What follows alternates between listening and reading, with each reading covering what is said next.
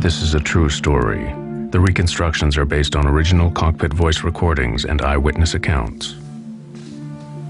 No family wants to lose a loved one, daughter, son. None of us think it's going to happen to our family.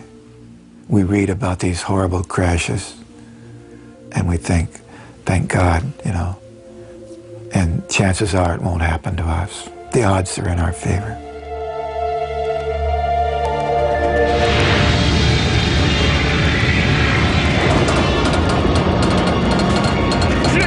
You got it? What are you doing, Dan? It just got worse, okay? In January 2000, an Alaska Airlines jet with 88 passengers and crew suffered a catastrophic failure that tore it from the sky. A shocking chain of negligence and error led to disaster. When a whistleblower mechanic from the airline tried to sound the alarm about faulty maintenance procedures, he was suspended from his job. This investigation exposes deeply worrying shortcomings in maintenance and regulation that afflict the airline industry. It shows how a series of devastating errors combine to produce a tragic accident, one that could happen again.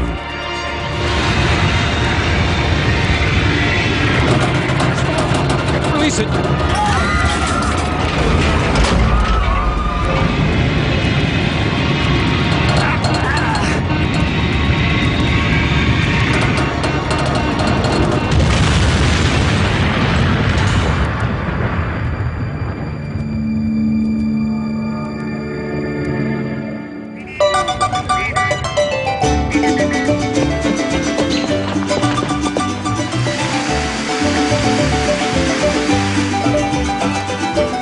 Puerto Vallarta is a popular holiday resort on the Mexican Pacific coast, one of several Mexican destinations served by Alaska Airlines. Colleen Worley went there to celebrate a family birthday. The 34-year-old was a keen traveler who spoke Spanish well and had visited Mexico many times.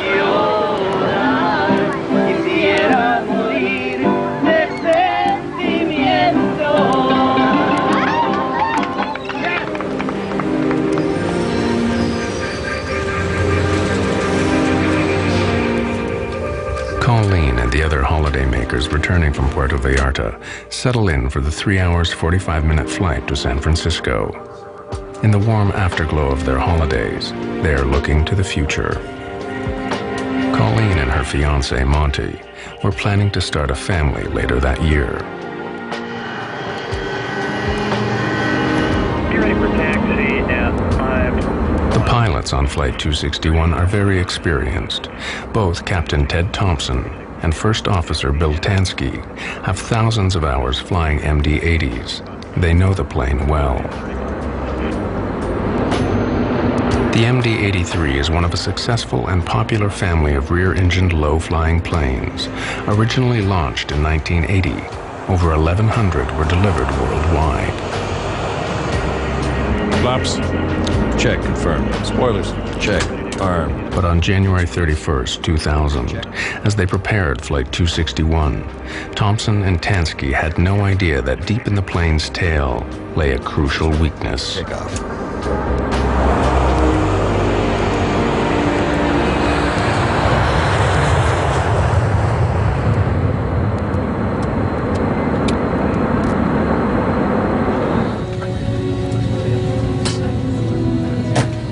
Colleen Worley and her fiancé Monty were planning their forthcoming wedding. They had announced their engagement at Christmas time, and so it was a time for everybody to sort of congratulate them, and so we decided we'd have a party for the family. Abby Miller Bush had visited Mexico with her husband Ryan and their friends to celebrate her new job at Microsoft. It's hard to describe how joyful a girl she was. She was well known for that care that she had in her, a trait that you can't put a value on. Dean and I had been there a lot together, and it was the first time that he went without me. Dean taught me how to play. He was always up. He told jokes a lot. People described him kind of as a puppy dog. Shortly after takeoff, Captain Thompson and First Officer Tansky get the first sign of trouble. The horizontal stabilizer on the tailplane won't move. The pilots carry out a standard checklist to try and free the stabilizer. Stabilizer trim switch. Normal. Circuit breakers. Reset if tripped. D9, D10, D11, okay. The stabilizer on the MD-83 is a 40-foot wide surface at the front of the tail. It's like another wing. Together with the elevators at the rear of the tail, the stabilizer is used to adjust the angle of the plane in flight. The stabilizer wasn't moving. Thompson and Tansky assumed that there was a fault in the electric motors that move it up and down. They believed they could fix the problem. They had no idea they were in great danger. What they dealt with was something that really snuck up on them. It was not supposed to be a big deal. If it had been, they would have turned around and gone back in to the Mexican airfield they came out of. So it's perfectly all right to troubleshoot it. The pilots repeatedly try the two switches that operate the stabilizer. The primary motor is activated by both the switch on the control stick, known as the pickle switch, and the sliding suitcase handles on the central console. Either system operative.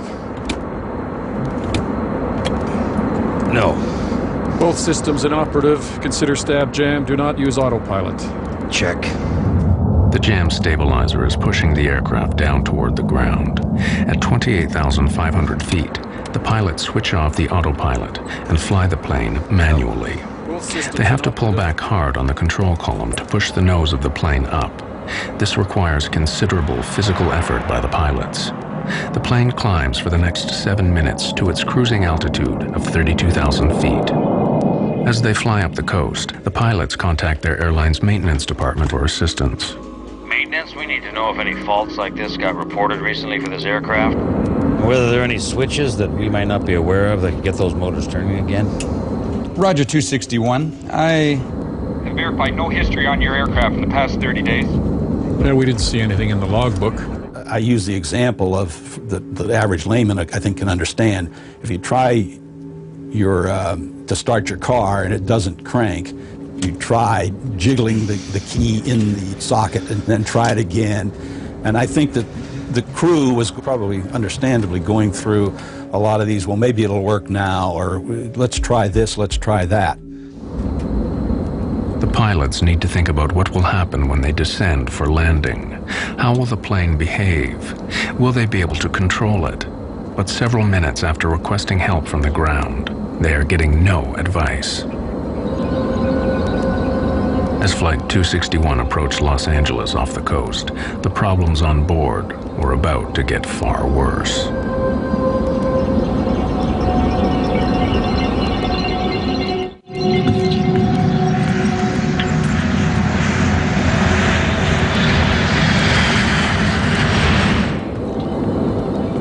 Pilots on the crippled Alaska Airlines Flight 261 are flying manually at 32,000 feet in a plane that has a jam stabilizer, which is forcing the plane's nose down.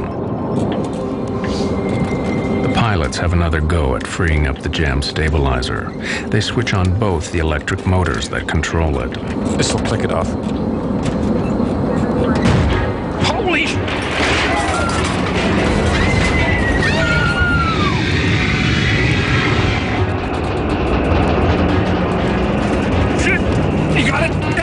What are you doing, damn? It clicked off. From 31,000 feet, Flight 261 plunges downwards for over a minute. The pilots battle for control. It just got worse, okay?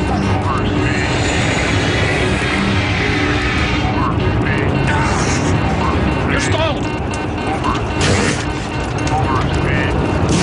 At first, they pull back on the control columns to fight the dive, but then the pilots push the aircraft's nose down into the dive to regain control.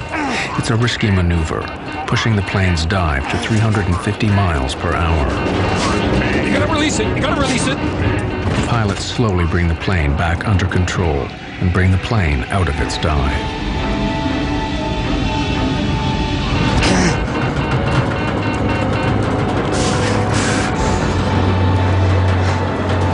Let's get speed brakes. Give me high pressure pumps. Okay. Help me back. Help me back. Okay.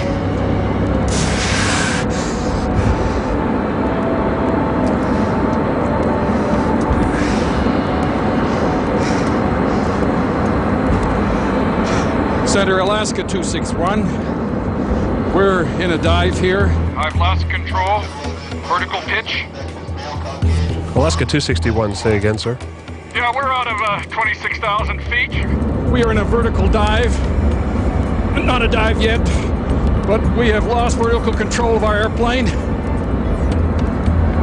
Just help me. Once we get the speed slow, maybe we'll be okay. Maintaining level flight is not easy. The jam stabilizer continues to push the nose of the plane down. We're at 23.7. Request. Yeah, we got it under control here. No, we don't. Okay. Okay. To counteract the downward force of the stabilizer, the pilots use the elevators, movable panels at the back of the tail, linked by cable to the control column. The pilots pull with all their might. The fate of the plane hangs on the strength of their arms. In the cabin, frightened passengers try to recover from the terrifying plunge. They have no idea what might happen next. Holiday memories are replaced by the fear of dying. Dean was one of these people who would talk to whoever was around him. I'm absolutely certain that he was talking to the person that was sitting next to him on the plane. I'm sure that they had a connection. Colleen was very unique from my other kids, and she loved to travel. She was a beautiful girl. But here was a 25-year-old who was like she had her own private rocket ship. She was really going places.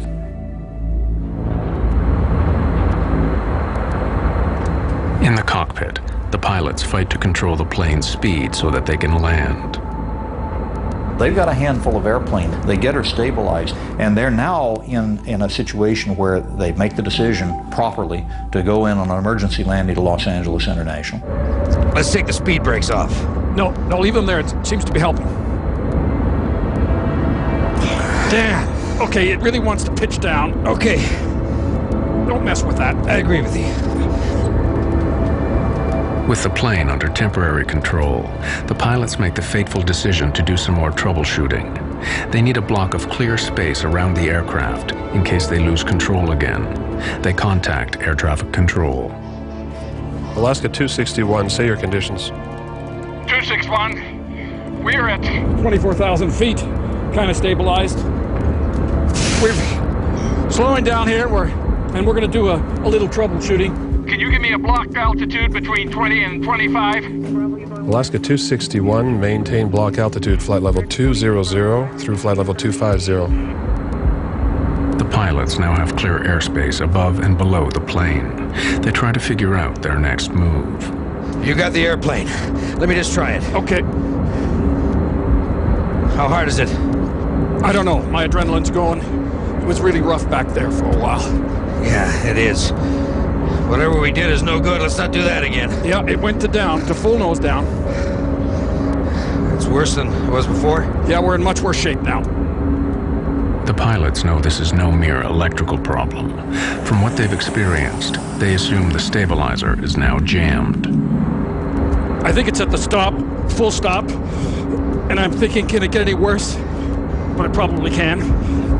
But let's slow it. Let's get down to 200 knots and see what happens. The crisis is worse than ever. Uncertain how the plane will react if they try to slow it down, the pilots must still pull on the elevators to maintain level flight. Captain Thompson once again tries to get help from maintenance. Maintenance, 261, are you on? Yeah, 261, this is maintenance. Okay, we did both the pickle switch and the suitcase handles, and it ran away It ran away full nose, trimmed down. Oh, it ran away trimmed down? Okay. And now we're in a damn pinch, and we're worse than we were before.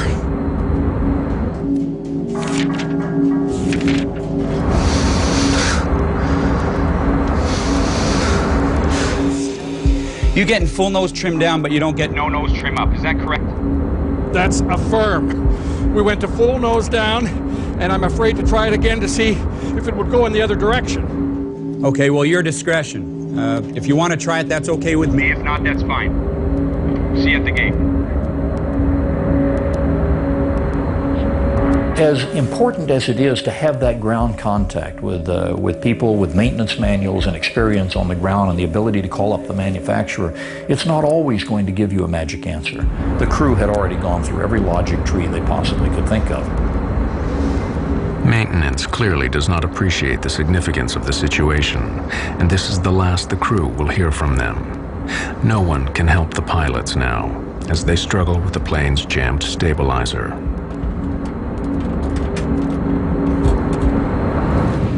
Ever professional, however, they try to put the passengers at ease. Folks, we have had a flight control problem up front here. We're working it. That's Los Angeles off to the right there, and that's where we're intended to go. We're pretty busy up here working this situation. I don't anticipate any big problems once we get a couple of subsystems on the line. But we will be going into LAX, and I anticipate us parking there in about 20 to 30 minutes. In fact, they will never make it to Los Angeles. But that is just the beginning of a real-life horror story yet to unfold.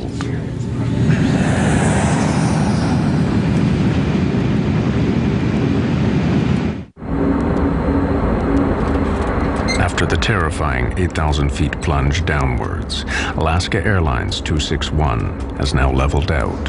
LA, Alaska 261, we're with you. We're at 22.5. We have a jam stabilizer, and we're maintaining altitude with difficulty. But we can maintain altitude, we think, and our intention is to land at Los Angeles. The pilots request to be routed out over the Pacific Ocean away from the airport. Center at Alaska 261, I need to get down about 10, change my configurations to make sure I can control the jet. And I'd like to do that over the bay here, if I may. If the worst happens, the pilots don't want to kill people on the ground as well as in the plane. There are a lot of lives saved that people maybe don't realize by the fact that this aircrew said, let's stay out over the water until we've got this thing completely under control. As they maneuver over the ocean, the crew again ask air traffic control to keep the space around the plane clear. Alaska 261, fly a heading of 280 and descend and maintain 17,000. 280 and 17,000 Alaska 261, and we're generally needing a block altitude. Alaska 261, roger.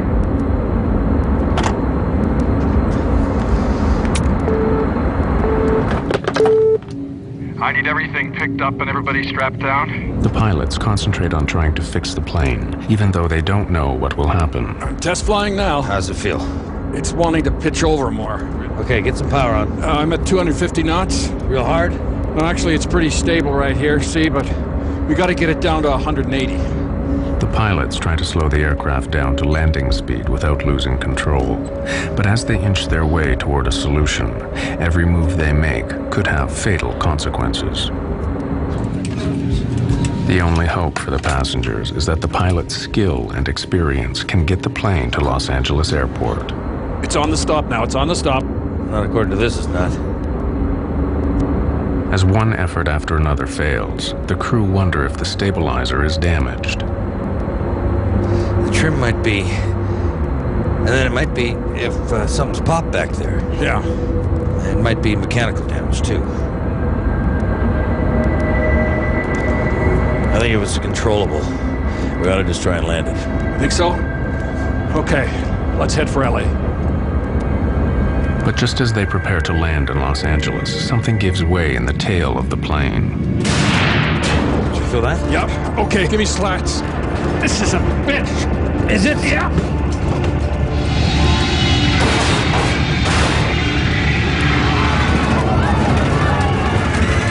plane dived straight down from 18,000 feet.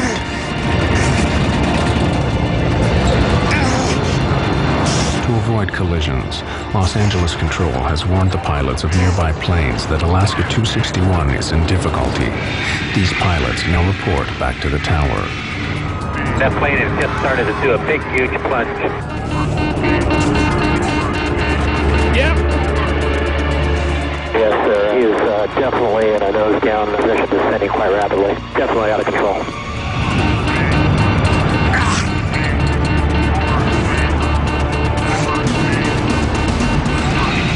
Plane's inverted, sir. Okay. Yeah, he's inverted. The pilots have difficulty reaching the controls.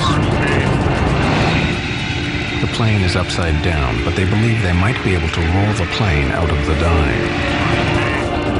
Mayday! Push and roll! Push and roll! Kick, damn it! Push! Push! Push! Push the blue side up! They tried to fly the airplane even upside down. They never for a moment believed that they could not find a way to control this airplane. Push and pushing! Okay, let's kick rudder! Left rudder! Left rudder! Can't reach it! Okay! Right rudder! Right rudder!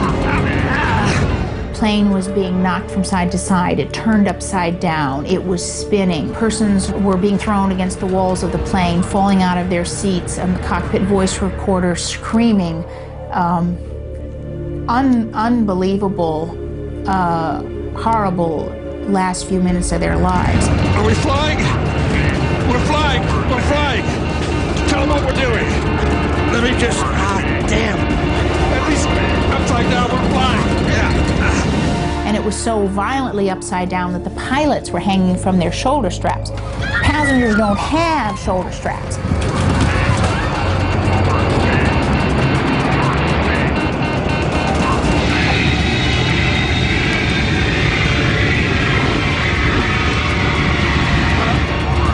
Here we go.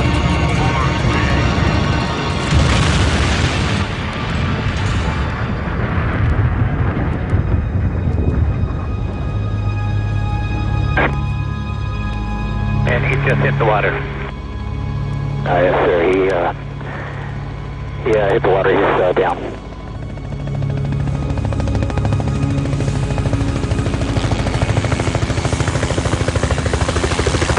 After a terrifying 60-second dive, Flight 261 hit the Pacific Ocean at close to 250 miles an hour.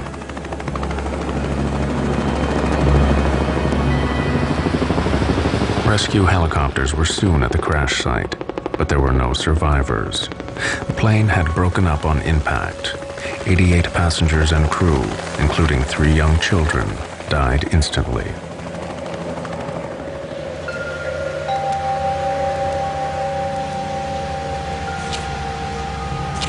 Fred Miller lost his daughter Abby and her husband Ryan.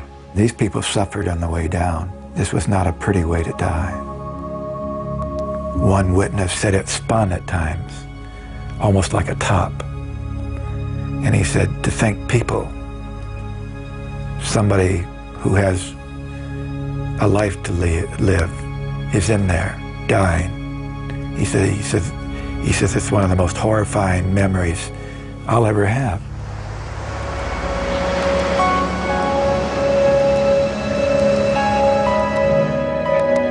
Susan De Silva lost her husband, Dean. I know that they went through a horrible, horrible experience.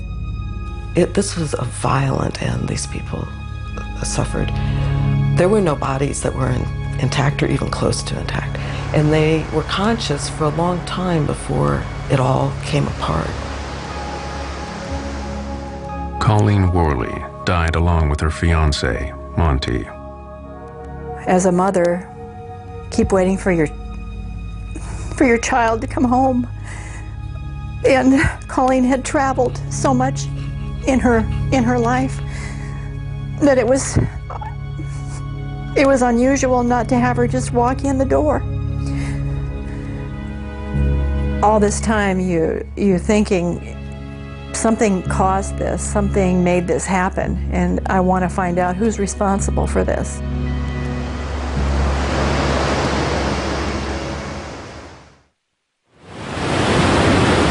investigation into Alaska Airlines Flight 261 began to swing into gear. But the wreckage lay 700 feet down. So National Transportation Safety Board officials called on Navy submersibles to retrieve the plane from the seabed. We set up a base of operations, and we had a remote operating vehicle with the side-scanning sonar, which they used to map the debris field and get an idea of how widely spread the wreckage was.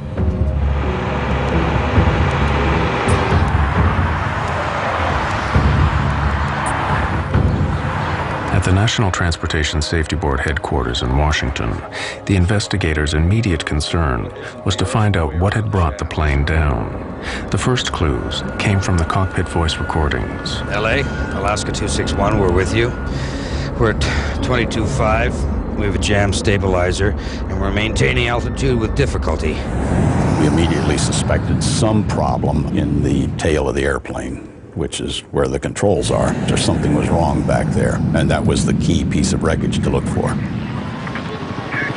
The MD-83 that crashed was a revised version of the Douglas Corporation's DC-9, which was an extremely popular plane.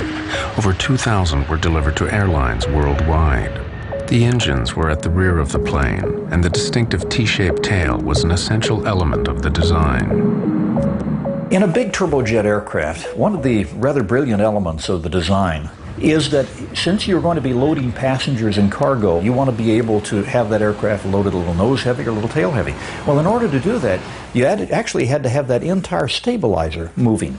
But the ones that are the most difficult to engineer are the T-tailed airplanes, where you have the vertical stabilizer and the horizontal sitting on top. And we call that stabilizer trim. And that is an essential element of what makes these aircraft so usable.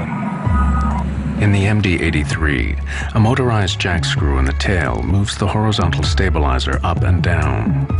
As the stabilizer moves up, the nose of the airplane moves down. As the stabilizer moves down, the nose of the airplane moves up.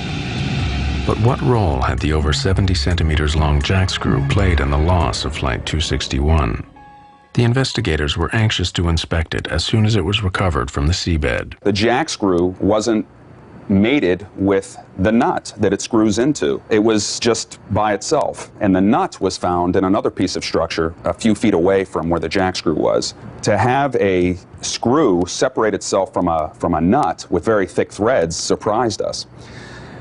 Secondly, we noticed that there was a curled piece of brass around the jack screw, and all of the threads that you can see here, these ridges, were gone. They had been stripped out, and the remnants of those were found coiled on the jack screw.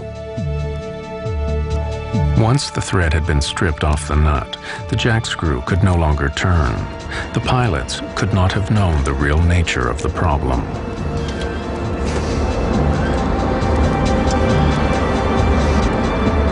The crew was confronted with a situation that had never occurred before. There is no failed jack screw procedure in the quick reference handbooks that they have available. There is no training for it.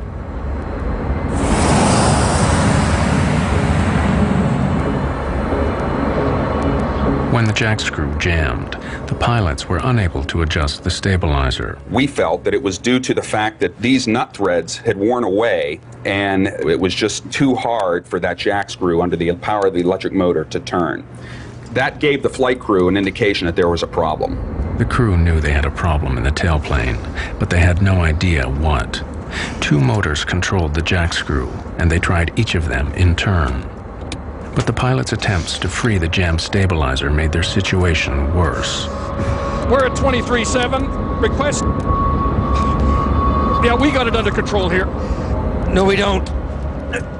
Where they went wrong was that they wanted to try both the alternate and the primary trim motors at the same time. When the pilots switched both the electric motors on, the jack screw moved, but the threads had given way, and the jack screw was now held only by a single retaining nut.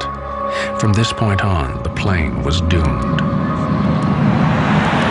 That end nut was never designed to hold the loads generated aerodynamically by the airplane. Let's get speed brakes. Give me high pressure pumps. Okay. Now we know, in the glaring light of hindsight, now when we turn the situation around in time and look back, we can see that this aircrew and no aircrew should have ever been fooling with the trim and trying to run it back and forth. The retaining nut grew weaker and weaker. Then, finally, through the loads beating down on that nut, the nut finally failed. Feel that? Yep. Okay, give me slacks. The jack screw slid completely out of the Acme nut, allowing the horizontal stabilizer to move well beyond its aerodynamic limits. This is a bitch. Is it? Yeah. The stabilizer forced the plane down, and now completely out of control, it rolled over into its final dive. Okay, let's kick rudder. Slap rudder. Up rudder. I can't reach it. This crew was working to recover the aircraft right down to the water. I mean, they did not give up the whole way down through the descent.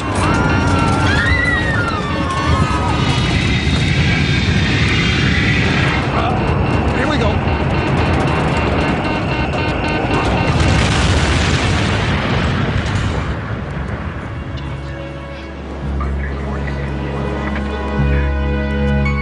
It was clear to the investigators that the failure of the jack screw was the only explanation for the plane's erratic flight path and final dive. But why had this happened? Why had the jack screw failed?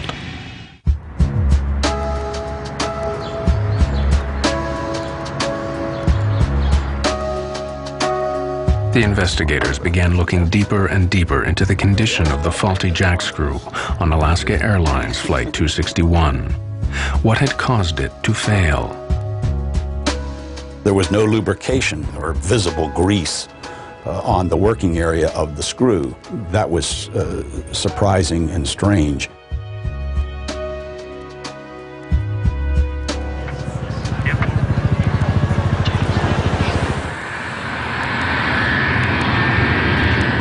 The discovery of no grease on the jack screw alarmed the investigators. They alerted the Federal Aviation Administration, who ordered an immediate check on all MD-80s in the USA. They made a shocking discovery. At Alaska Airlines, in 6 of its fleet of 34 planes, the jack screw assembly needed to be replaced after failing new inspections.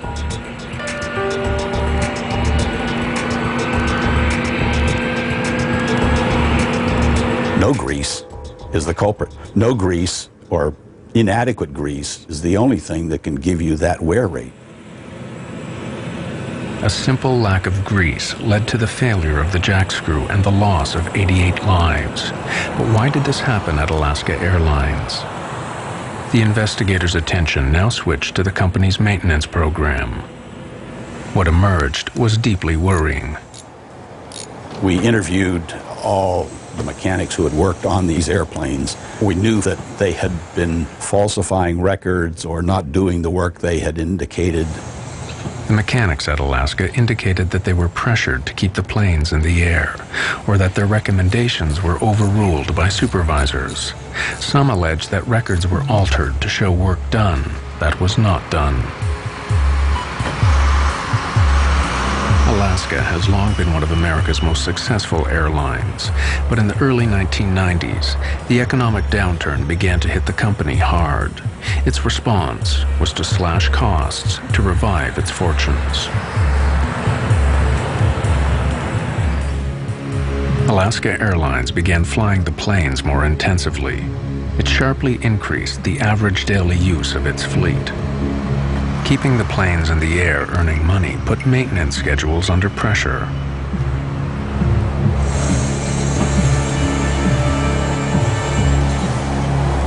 John Leotine was a lead mechanic at Alaska Airlines Oakland maintenance facility, where he worked for over 8 years. Leotine felt that the new pressures on maintenance put passengers' lives at risk. He was to pay dearly for expressing those concerns. We have used an actor to portray his experiences based on his sworn evidence to the NTSB. Leontine claimed that planes were pushed back into service too quickly. Sometimes, rather than wait for a replacement part or repair, supervisors passed planes fit for service, free to carry passengers up into the air.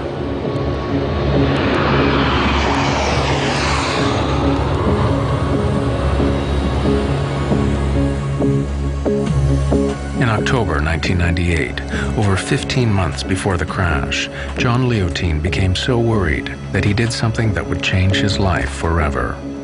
He reported Alaska Airlines to the U.S. Federal Aviation Administration, alleging violations in maintenance procedures.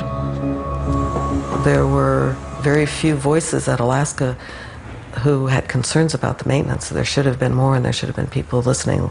John Leontine is a hero in my book. In December 1999, over a year before the crash, the FAA and Department of Transportation officials moved on Alaska Airlines.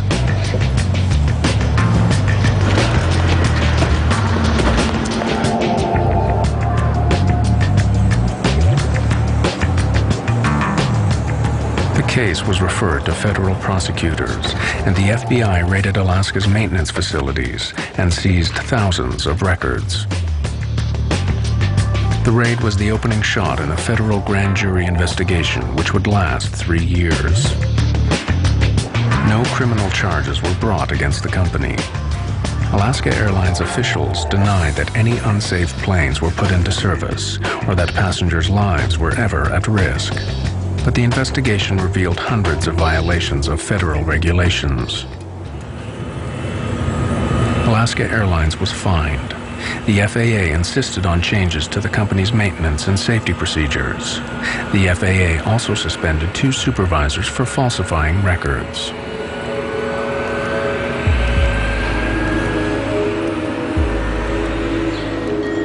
Like other whistleblowers, John Leontine would pay heavily for his efforts to save lives. Alaska Airlines put him on paid leave from his job, costing him thousands of dollars in regular overtime earnings.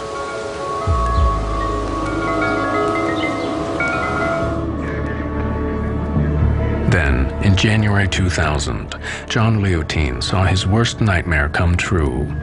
The kind of accident he had tried to prevent by contacting the federal authorities now took place just off the California coast.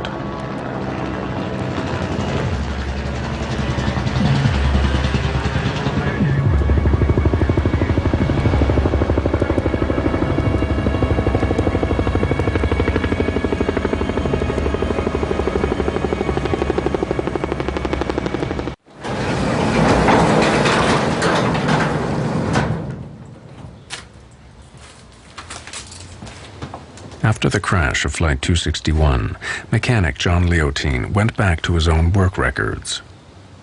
Incredibly, he found that he had a direct link to the crashed airliner.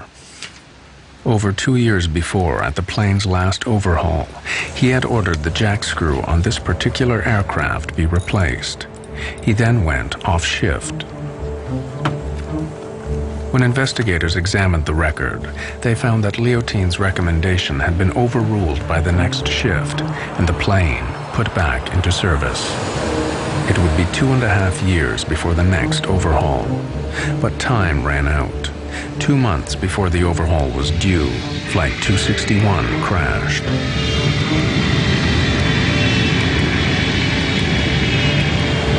Alaska Airlines labeled Leontine a disruptive influence. Later, he sued the company for libel. Alaska settled, but Leontine could no longer work in the industry he loved. I get calls almost every week of somebody saying, should I blow the whistle? And I always tell them, you need to know, you need to be prepared to find another line of work, because you will not work in the industry and you will not work in the government. In most cases, it's almost impossible to be a whistleblower and survive your career.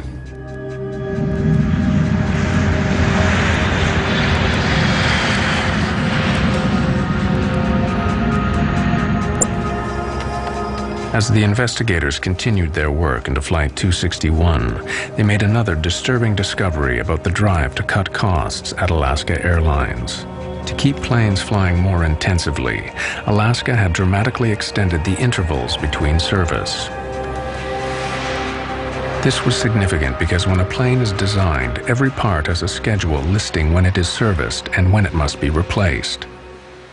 You're supposed to go in and inspect every so many hours, and that's different on parts all over the planes. Some things you have to look at after every flight. Other things have to be inspected every 2 or 3 days. By 1996, Alaska Airlines extended the intervals between MD-80 jackscrew lubrications by 400%. Now, there was over 2,500 hours between each service. The extended service intervals were to prove fatal for Flight 261. If you had 600 hours between inspection points and greasing points, we have no chance of ever having a metal-to-metal contact situation. But if you put that out to 2,000 hours or 2,500 hours, now what you do is eat into some of these protective stages, these barriers that we have towards catastrophic failure. In its final report into the crash of Flight 261, the NTSB concluded that Alaska Airlines' extended service intervals for the jack screws on its MD-80s was a significant contributor to the crash. With carriers doing anything to save a dime, maintenance, safety took a back seat. And one of the shocking things about Alaska is that they were allowed to increase inspection intervals. And it was very shocking because that is the only way we have safety. The extended maintenance intervals meant that the lack of grease on the jack screw was not discovered before the crash. But now investigators wondered if the failure of the jack screw assembly revealed a basic flaw in the plane's design. They discovered that the MD-80 broke one of the fundamental rules of aircraft design. It was not fail-safe. The design philosophy that has made aviation so safe is that we should never ever have a situation in which one catastrophic failure of some component of the airplane causes us to lose the airplane. There was no backup to the jack screw and its nut. Engineers never envisioned a situation on the MD-80 where the jack screw might fail. With inspections every 600 flight hours and replacement every 2,000 hours, the designers did not add an additional redundant backup system. It was utterly laughable that they said it was a redundant system. There's one screw and there's one nut. That's all there is. It's not redundant. The MD-80 continues to fly worldwide, despite the revelation of this potentially dangerous design flaw. The jack screw assembly has not been redesigned. Inspection intervals have been shortened, but airlines still rely on proper maintenance to prevent the same accident happening again. In its final report, the National Transportation Safety Board concluded that the crash of Flight 261 was due to the lack of adequate greasing and the stretched service intervals. When coupled with the design of the jack screw, these failures led to a completely avoidable accident and the loss of 88 lives.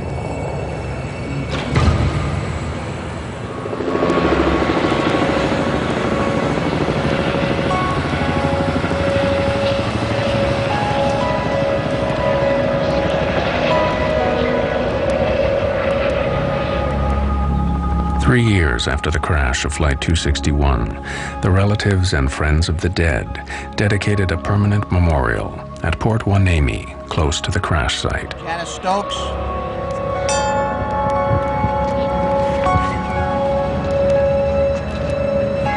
I think the best thing and the only thing in our infinite inadequacy of making up for the loss from this life is to say something that we've been able to say on a lot of other accidents to other grieving families, and that is, those deaths will not be in vain. We will not let them be in vain. Every one of those lives will be made to count in terms of making sure that 3, 4, 5, or 10 other people do not die. Miss Carol Carlson. Colleen was different. She was adventurous, and there's nobody like that in our family.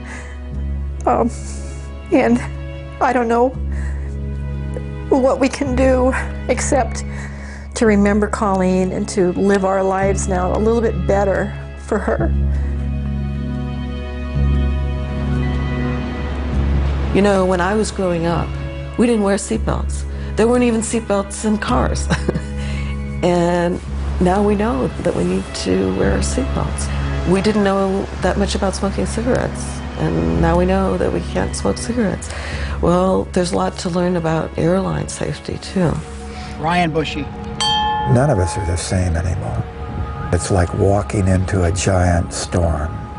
Wave after wave forming up, coming in, because it never stops. Grief over the loss of a child is not something I wish on anybody. This plane went down because of neglect. It seems like such an unholy type of loss. What a hard way to die. So an airline can, make more money.